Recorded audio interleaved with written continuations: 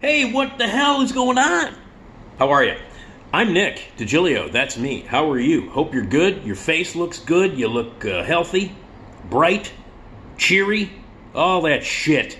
How are you? Hey, thanks for checking out my YouTube channel. Scroll down. There's like over 160 videos here that span all kinds of topics and subjects and stories and reviews and movies and theater and songs and books and all that shit. So you should check it out. It's fun. It's cool. I have a good time doing it. I hope you have a good time watching it. Leave your comments, rate, review, like, spread the word, all that dumb shit that you're supposed to do on the internets. Also, more importantly, if you like these videos, I provide them also at Patreon, where I provide bonus videos. I've given you bonus videos at patreon.com/NickDShow. Those bonus videos tell you the behind-the-scenes stories of what really happened at WGN, my firing, the real story about what happened, and you can only watch those videos about what really happened, and other bonus videos that are for patrons only, people who subscribe, people who donate money. That's the most important thing. So go to patreon.com/NickDShow right now, pick a tier, become a donator, and you get access to those bonus videos that are there, in addition to all the other tons of videos that I put out. But give some dough. It helps out a lot. $3 a month, a little as $3 a month helps out. All the stuff that I do, free of charge, don't get paid for it. All the videos, all the commentary, all the extra stuff that I do on Patreon. And my podcast, which is a separate thing, but my podcast is also free. Don't get paid to do that. So the least you can do, kick in a little dough. My podcast is the Nick D Podcast. It is every Tuesday and Friday, new episodes. RadioMisfits.com, a great home and a great network for incredible podcasts. RadioMisfits.com. Check out the Nick D Podcast. And if you want to help out, and you should, it would be very cool and very, very undickish of you to give a little dough to the Patreon page. Patreon.com/NickDShow. Donate today. Okay, a series of things that I've been doing here called Unsung Performances that I've just begun. And I like to shine a spotlight on movie performances that a lot of people just don't remember, or don't care about, or don't get the recognition that they deserve. There are tremendous performances given by actors and actresses, whether they are lead roles or supporting roles or everywhere in between, that are so good, that are so great, sometimes transcendent, sometimes amazing, and have not gotten any nominations or any recommendations or any kind of recognition that it deserves. There are so many great performances in films over the decades and decades that just get shoved aside and people don't remember them, despite the fact that it's exceptional work, that it's work that should be remembered, that it's work that should be loved, and it's work that should be seen.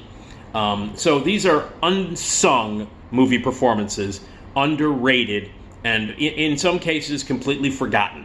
Like great performances that are so much better most of the time than these other performances that get Academy Awards and get recognition and just people, oh, it's the greatest performance I've ever seen. Meanwhile, these unsung performances are there, and they're better in most cases than most of the big performances. So I'm doing videos shining a spotlight and showcasing unsung great film performances. So the one that I'm talking about today is Melora Walters in Magnolia.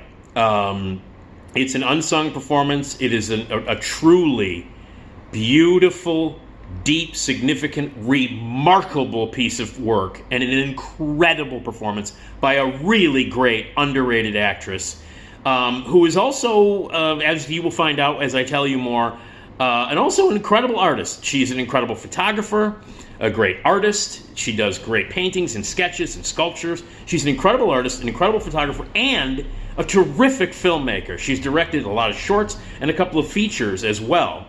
She is all over the place and so well-rounded and so amazingly talented, and has always been kind of on the outskirts. Her art, a lot of people don't know about it. Her photography, her art. You can check out MeloraWalters.com. MeloraWalters.com, and you can see her art. Lots of it is on sale.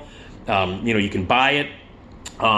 Sculptures, paintings, incredible photography. She's got an incredible eye. She's very expressive, and she's a terrific director, a terrific filmmaker in her own right, after having worked with a lot of great directors, repeatedly with, of course, the great Paul Thomas Anderson, who is, for my money, the best director on the planet right now working. He's my favorite director, and he's responsible for some of the greatest films and so many masterpieces, including my favorite movie of all time, Magnolia.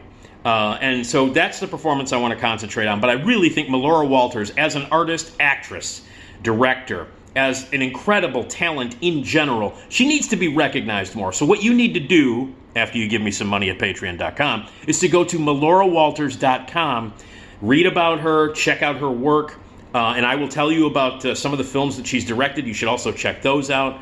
And I'll tell you about some of the other stuff that she's done film-wise. But the performance that I want to put here as the unsung performance is her performance, her incredible performance in Magnolia.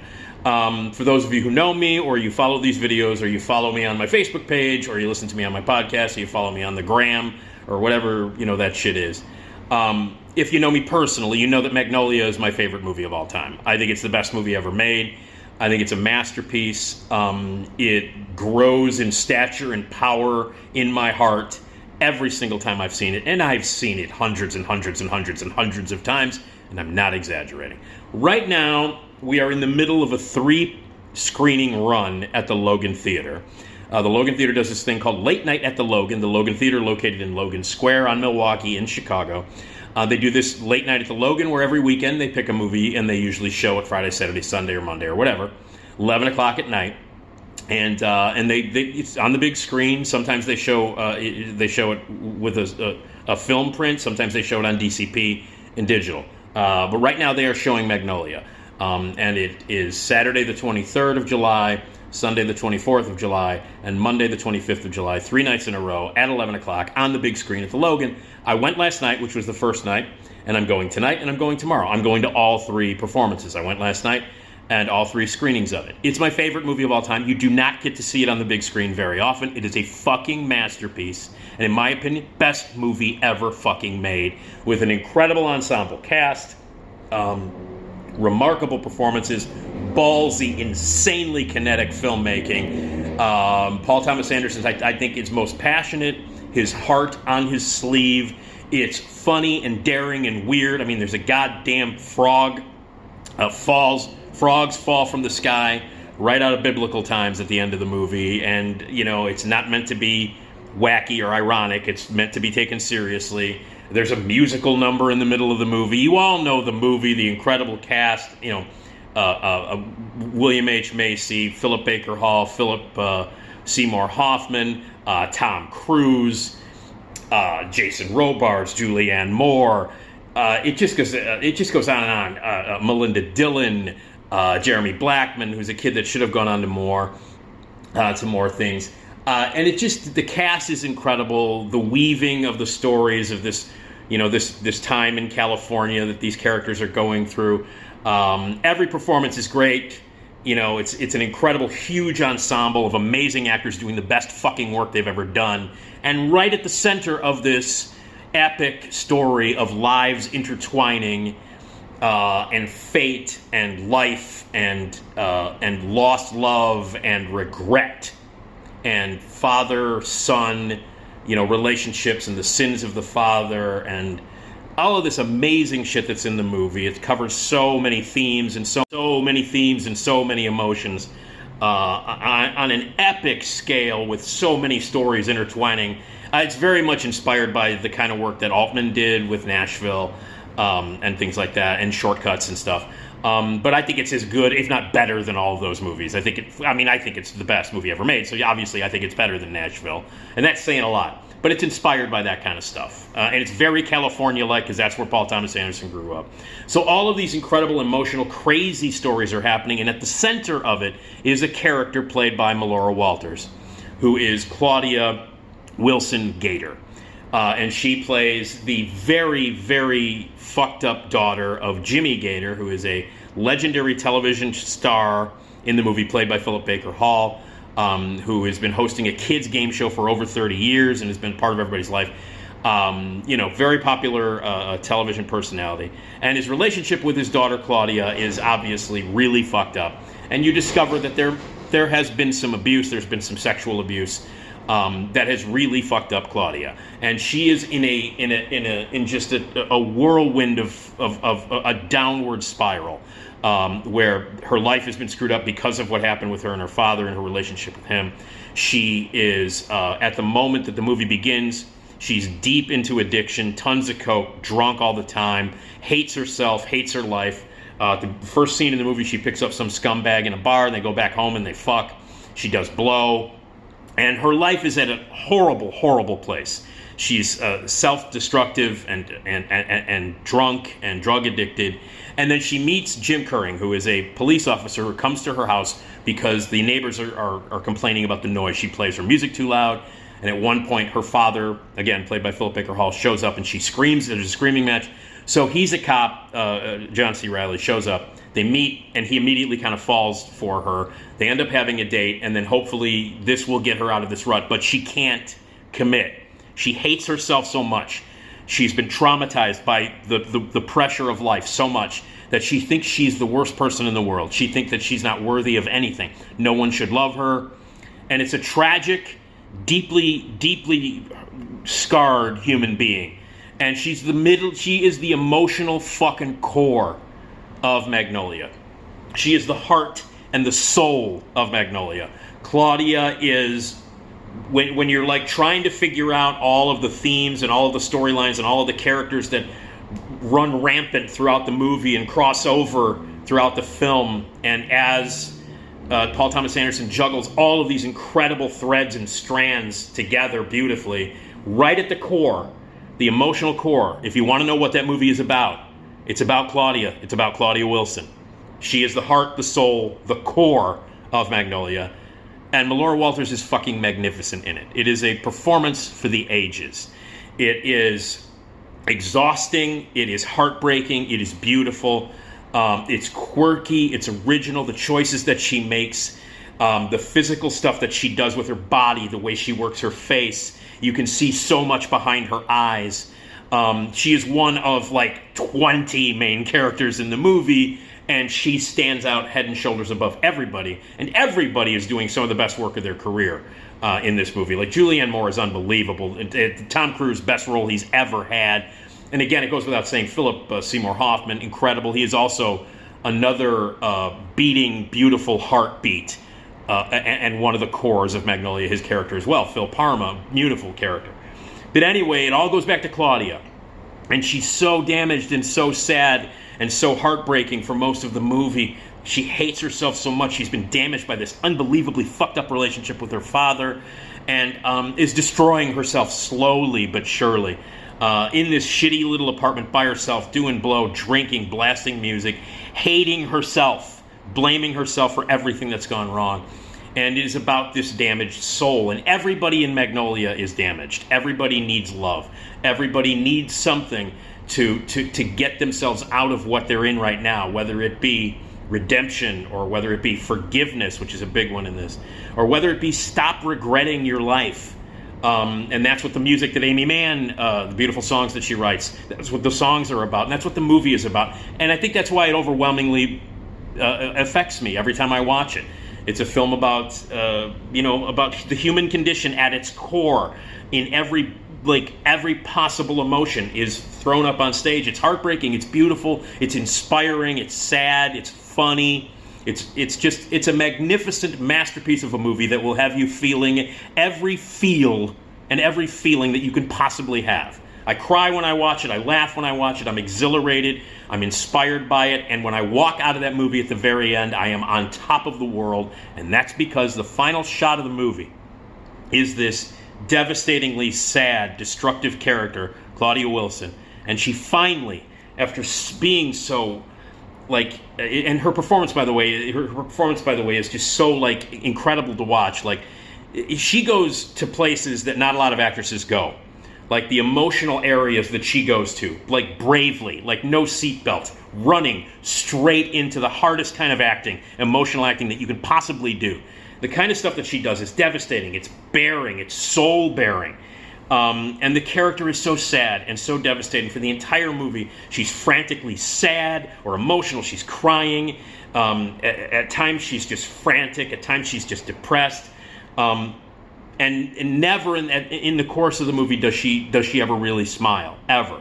And at the very end of the movie, the final shot of this 3-hour and 8-minute incredible emotional roller coaster of a film, she finally looks directly into the camera and she smiles. And when Claudia smiles at the end of that movie, when she looks directly at you, and you've been on this journey with all of these emotional things that happen and all of this epic shit that these characters go through, Paul Thomas Anderson has put you through this 3-hour and 8-minute journey that is a roller coaster. Every emotion is felt. You're spent. You're spent while you're watching this movie. Claudia looks at you, she smiles, and you know everything is going to be okay. And it is one of the greatest final shots in the history of film. My favorite final shot in movie history. And it is one moment where the core character of the movie looks at you and smiles, and everything just comes together. All of that while Save Me by Amy Mann is being played on the soundtrack. It's a perfect fucking movie. It's a masterpiece. It's the greatest movie ever made. And the performance by Melora Walters does not get the recognition it deserves. It should have won every supporting actress award that year. In every category it should have won. I mean, obviously the movie should have been, canonized at that point. But her performance as Claudia is an extraordinary performance. One of the best performances I've ever seen in my fucking life. Ever. One of the greatest actress performances ever. The heart, the soul, the core of the movie is Melora Walters and as Claudia. And the work she does in that movie is just astonishing. Just to watch her. Just to see what she puts herself through as an actress and as a character. And the kind of bravery it takes to put that kind of brave emotion out for everybody to watch. It's a remarkable performance. It's one of the greatest performances in the history of movies. And it is a performance that not a lot of people really talk about. When we talk about great supporting performances in the history of film, nobody ever mentions Melora Walters in Magnolia, and everybody should. Whenever the conversation of, hey, what do you think are some of the greatest supporting actress performances ever? Number one on that fucking list that comes up on a conversation of a big list should be included is Melora Walters in Magnolia. One of the greatest performances by any actress ever. And it should be recognized. And if you have not seen Magnolia, or if you've not seen it in a long time, or if you want to rewatch it again and just concentrate on how important and incredible Melora Walters' performance is, and how key and vital Claudia is to the entire movie. And it's all because Melora Walters, in addition to, obviously, an incredible script, an incredible direction by Paul Thomas Anderson, but Melora Walters' performance in Magnolia is one of the greatest performances I've ever seen. A truly unsung performance. Here are some of the other things that you can see that Melora Walters has done besides this unsung, underappreciated, brilliant, magnificent performance in Magnolia. She is a regular. Recently, she's been a regular on the streaming show Pen 15. Pen 15. She's great on that. She's done a ton of in the past from the beginning. She's been acting since the late 80s or early 90s. Late 80s, and she's appeared on episodic TV a ton. She works a lot as an actress. She's a working actress. She does work a lot as an actress. She's appeared on stuff like NCIS and Law and Order, The Criminal Minds. She's done The Mentalist, a lot of the law procedurals that everybody shows up on, a couple of sitcoms here and there. She was on Californication. She was a semi-regular years and years ago, did like 6 or 7 episodes on Roseanne. So she's done a lot of episodic television, and in terms of episodic television, she's probably best remembered in terms of her TV work as Jane from the Hamptons episode of Seinfeld. She is George's date to the Hamptons. That's the shrinkage episode. And Melora Walters plays Jane, George's date, who walks around topless. I'm thirsty. Would anybody like anything to drink? Oh, this is interesting. Jane's topless. That whole thing. She's got a great body, buddy. So anyway, that's her. And I guess probably the most memorable sort of character that she played in her TV work, in her episodic work, is clearly from the Hamptons and Seinfeld. She's hilarious on it. She's sexy. And she does not put up with George's idiotic shit. And she leaves, like in the middle of the night because she finds out that shrinkage occurred. So she leaves. So I think most people remember her from that. She's done a ton of film work outside of Magnolia. Obviously, she is Jessie St. Vincent, the porn star in Boogie Nights, who eventually becomes Don Cheadle's wife and mother of their child. She was in Hard Eight. She plays the girl at the very end of the movie, near the end of the movie, that Samuel L. Jackson brings back to his house. And she's on the couch with Samuel L. Jackson when Philip Baker Hall blows Samuel L. Jackson away. That's her. She did some voice work in The Master. She's appeared here and there in some other Paul Thomas Anderson stuff. She was a regular on Big Love, another TV show that she did. She was terrific on that. She was in Short Term 12. She was great in that. She was in Cold Mountain. She was in Desert Story with Kiefer Sutherland. The Butterfly Effect with Ashton Kutcher's. And she was also, what I remember her first, the first time I remember her ever, she's in Cabin Boy with Chris Elliott, which, by the way, is a movie that I love. It's weird. Chris Elliott is actively hateable in that movie, and that's why I love it, because it's Chris Elliott. The only movie that he ever really made as a star, they would never let him make another movie. It bombed. It was ripped apart by critics, although I loved it. And one of my claim to fame is that I'm quoted on the DVD box and video box, and I was on the poster for Cabin Boy, because they really had to dig to find a critic who liked it. So they were like, some idiot in Chicago on WGN likes this movie. Who the fuck critically? I included it in my top 15 best films of 1994 when it came out, or 1993, whenever that was. But I included it, and I love Cabin Boy. And she plays Trina in Cabin Boy, the love interest of the asshole Nathaniel that Chris Elliott plays in Cabin Boy. And I vividly remember her from the movie, and, you know, like when she shows up in other stuff, like later, I was like, oh, that's Trina from Cabin Boy. And I know I probably shouldn't remember her from that. I'm sure she's thrilled that that's the first movie that I remember her from. But she kind of plays a kidnapped, uninterested love interest who may or may not be a mermaid, but she's not. And she gets kidnapped and brought aboard this boat full of asshole guys. It's very weird and very uncomfortable, like the whole movie is, like Chris Elliott's career is. But she played the kidnapped love interest, who eventually, of course, falls in love with Chris Elliott in the most offensive, kind of insulting way possible, in that brilliant Chris Elliott way. Cabin Boy is a great film. I don't give a fuck what anybody says. Everybody on Earth hates it, and I can totally understand that. And if you watch it because of this video and you hate it, sorry, I love it. I think it's great. And Melora Walters, that's the first thing I remember her for. Trina, the kidnapped love interest in Cabin Boy. But she went on to do other amazing work and act in a bunch of movies, hook up creatively with Paul Thomas Anderson. And then, for me, one of the greatest performances in the history of film, and one of the most unsung performances ever, is her performance as Claudia Wilson Gator in Magnolia. Now, as a director, I do want to mention, I've seen 2 films. She's done some shorts, and she's directed and written 2 features. One of them is called Drowning, and it's available on Crackle. That's how I watch it. It's on Crackle. Drowning. And it stars Melora Walters, and Mira Sorvino, Gil Bellows, and Jay Moore are in it. And then the other one is called Water Lily Jaguar, which stars James LeGros, Mira Sorvino again, and Dominic Monaghan. And that's available on Tubi. And these are both really idiosyncratic, interesting films. She's a really interesting filmmaker, got a great eye, inspired, I think, by her work with Paul Thomas Anderson, but really steps out on her own as a terrific filmmaker and a writer. She wrote both of these movies. She's in Drowning, not in the other one. But the work that she does is very original. The direction that she does, the way she directs actors, it's ballsy, it's intimate, it's original, it's a little weird. But the 2 movies that she wrote and directed on her own are definitely worth seeing, and definitely another facet to this incredible artist. So it's called Drowning. Melora Walters wrote and directed it. She's in it with Mira Sorvino. That's available on Crackle, on the streaming service Crackle. It's free. Check it out. Drowning. And the other one is called Water Lily Jaguar, which is I actually prefer that one. And that's on Tubi, Tubi. That's on Tubi, also free.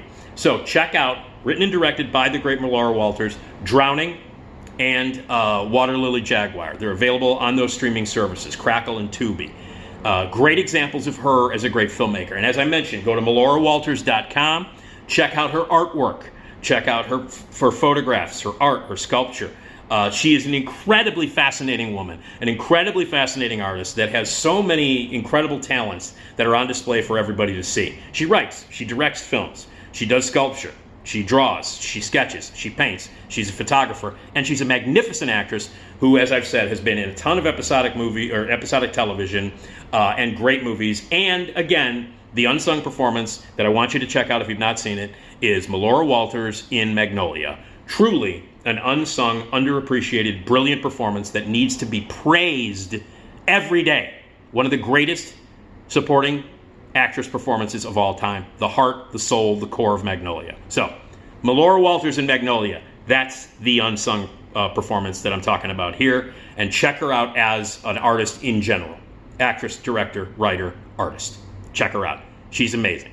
So anyway, I'm going back to see Magnolia again tonight on the big screen. It'll be the second of 3 showings, late night at the Logan Theater on the big screen. It was amazing to see it last night. There were about 35 people in the audience, which is more than I thought there would be. And tonight's a Sunday night, and a Monday night the movie starts at 11 p.m., which means you don't get out till 2:08 a.m. So I don't expect anybody but me and maybe one other person, hardcore Magnolia fan, in the audience tonight. But I don't care. To see the greatest movie ever made on the big screen, and to see all the incredible work, and to see Claudia smile at me at the end of the movie, where we're kind of like, she's going to be okay, and I think everything's going to be okay. So Claudia smiling at the end of Magnolia, one of the greatest moments in film history, and Melora Walters gives one of the greatest performances of all time, and I can't wait to see it again tonight at the Logan on the big screen. All right, more unsung performances coming up.